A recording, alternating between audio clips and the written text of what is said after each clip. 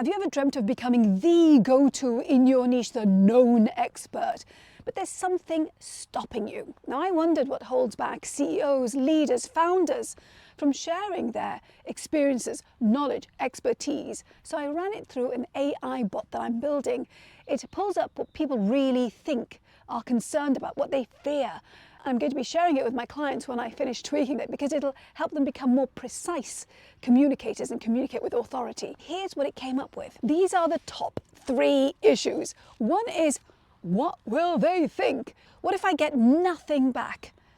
I'm not ready. You can see the percentages. These are the percentages for people who haven't really started doing this, haven't started sharing their brilliance and their expertise. But when you look at the findings for people who are already sharing what they know and do, the figures change. The thing they're most concerned about is, what if I get nothing back? It goes up from 40% to 45%. 45% of leaders, CEOs, experts who do this are concerned that they're not going to get something back from it.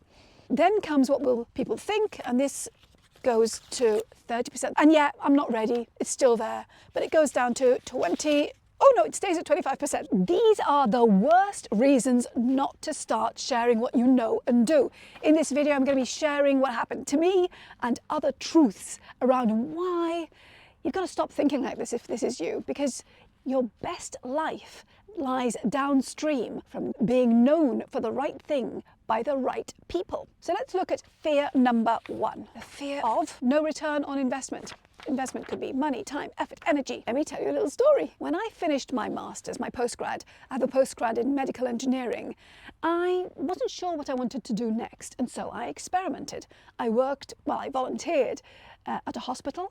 Plus, I created a radio program about medical issues, health breakthroughs essentially, things like the effect of teeth on migraines, making it accessible to people. And it was because I was interested in it. I got a phone call. The phone call was, would you like to come and do medical reports for us? Yes, please. They were looking for somebody with a medical background.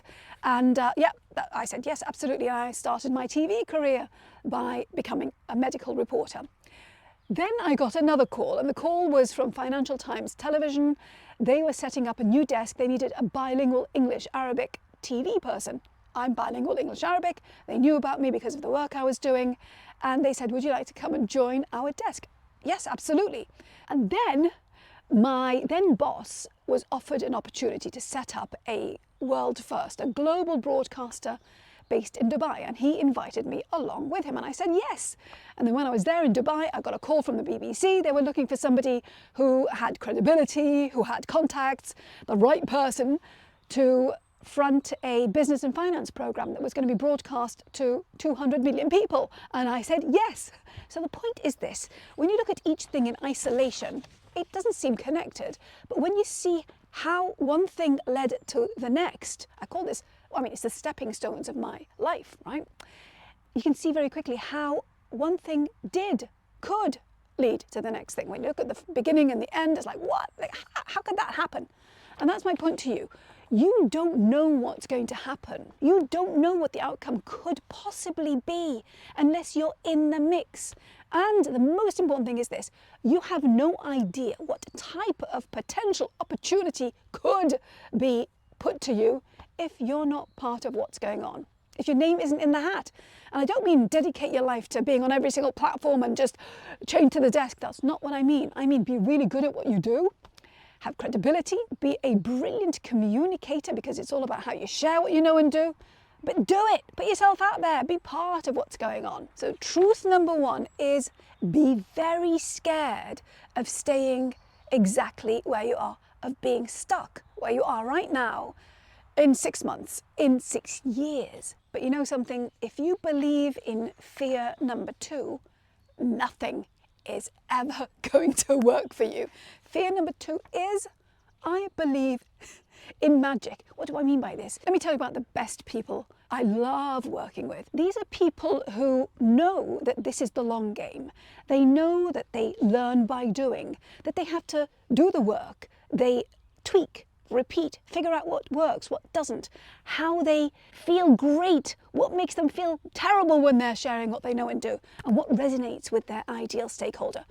If you believe in magic, if you want proof instantly, here you go, here's a result, straight away, that doesn't happen. However, the irony is that the people who I work with, people who don't believe in magic, who realize that they need to put in the work, they get the results straight away. I mean, I've had clients who've had offers of consulting work, of being keynote speakers, of all sorts of things happening within days of them showing up in a specific way, because it's all about strategic communication, expert positioning. When they learn how to do this and they are great at it, things change really quickly for them, but they don't go into it with the mindset of straight away. So really, it's the mindset of discover, don't decide. Discover. You need to lead with inquiry, be curious, want to find out what really resonates with people that you want to hear from.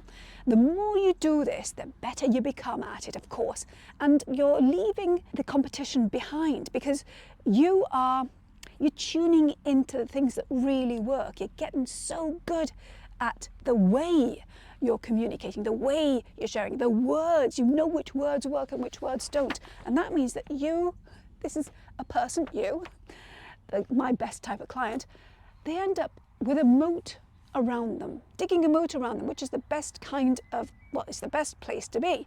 I mean, did you know that Warren Buffett says the best type of business to invest in is a business that's got a moat around it, because it's got no competition. The competition can't get at it, get to it. And the same is true for you. You are your own business, your own commodity, and you want to dig a deep, wide moat around you, and you do it by becoming known for the right thing by the right people. So truth number 2 is you've got to put in the reps. If you don't put in the reps, you will never know what you are capable of doing, being, becoming. And you'll never know, again, those fantastic opportunities that come knocking at your door as a result of being top of mind with the right person. So it's not about who you know, you see. It's about who knows you. And this is the final fear that I'm going to be talking about.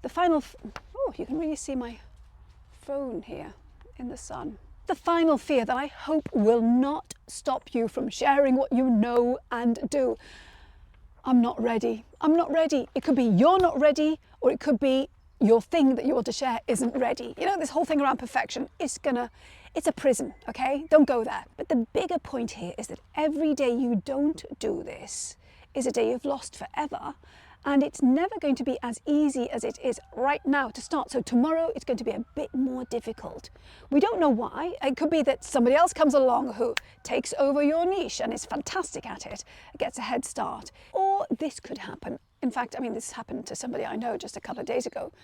A very visible leader in a very huge global organization was laid off. There you go. Now, she does not have the power base that I build out with my clients. So she is having to scramble and start from zero, below zero, because it's not only the fact that she doesn't have direct contact with the best people for her who want more from her, but she's embarrassed, she's mortified, because she was essentially fired. So you don't know what tomorrow brings, but you can start sharing what you know to be true right now, today, and start building out your power base and digging out that moat. But this really is on you. If you don't make that decision, if you don't take action, then nothing changes. That's my dog. She's always assisting me in the background somewhere, but today she's barking at leaves that are falling. If you want help with this, click on the link below the video. You'll get support, you get systems, you get feedback, input. You go at warp speed and with help instead of doing it all on your own. So truth number 3 is just start. But start with the right help, support, systems. That's when you'll get results. And realize that the next time you see somebody on fire, nailing it, out there, known, doing it, being quoted, it's because they took action even though they had fear. Right? They were scared of something.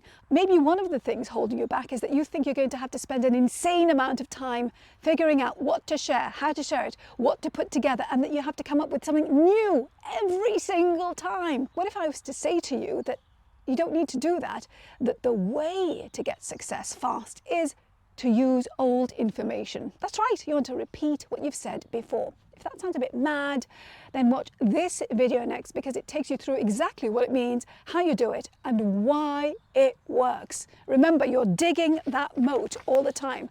And if you want my help doing this, then click on the link below the video if you're ready to invest in yourself.